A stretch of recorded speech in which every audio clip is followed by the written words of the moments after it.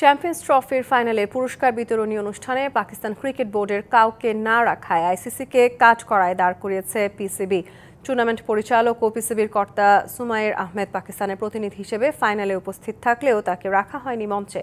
তাই ফের আইসিসির কাছে চ্যাম্পিয়ন্স ট্রফি 2025 নিয়ে ব্যাখ্যা চাইল দেশটির ক্রিকেট বোর্ড।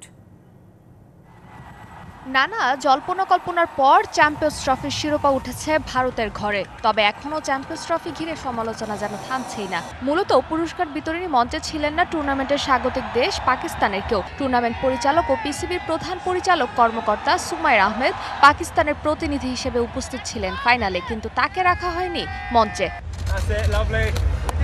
আর তা নিয়ে এবার চটেছে পাকিস্তান ক্রিকেট বোর্ড। এদিকে ম্যাচ শেষে পুরস্কার বিতরণী অনুষ্ঠানে উপস্থিত ছিলেন চারজন। তারা হচ্ছেন আইসিসি চেয়ারম্যান জয় শাহ, বিসিসিআই এর সভাপতি রজার বিনি, সেক্রেটারি দেবাজিৎ সাইকিয়া ও নিউজিল্যান্ডের ক্রিকেট পরিচালক রাজার টুস। দুই দলের খেলোয়াড়দের মেডেল তুলে দেন তারা। জয় শাহর হাত থেকে ট্রফি নেন ভারত অধিনায়ক Rohit Sharma.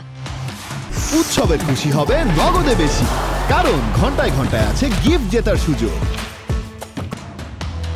Cricket website ESPN Cricinfo তথ্য অনুযায়ী সাইকিয়ার উপস্থিতিতে বিস্মিত হয়েছে পিসিবি, কারণ বিসিসিআই প্রতিনিধি হিসেবে সেখানে বিনি মঞ্চে ছিলেন না। তবে স্বাগতিকদের কোনো প্রতিনিধি না রাখায় মূলত সবচেয়ে বেশি ক্ষুব্ধ Pakistan cricket board. PCB chairman Mohsin Naqvi মূলত পুরস্কার বিতরণী অনুষ্ঠানের মঞ্চে থাকার কথা থাকলেও ব্যক্তিগত কারণে তিনি সেখানে উপস্থিত হতে না পারলেও তার জায়গায় পাকিস্তানের প্রতিনিধি হিসেবে সেখানে উপস্থিত থাকার কথা ছিল সুমাইয়ের। পুরো ঘটনার জন্য আইসিসির কাছে ব্যাখ্যা চেয়েছে পাকিস্তান ক্রিকেট বোর্ড, যদিও এ নিয়ে এখনো নিশ্চুপ আইসিসি। ফারজানা জাহান প্রিয়া, ডিবিসি নিউজ।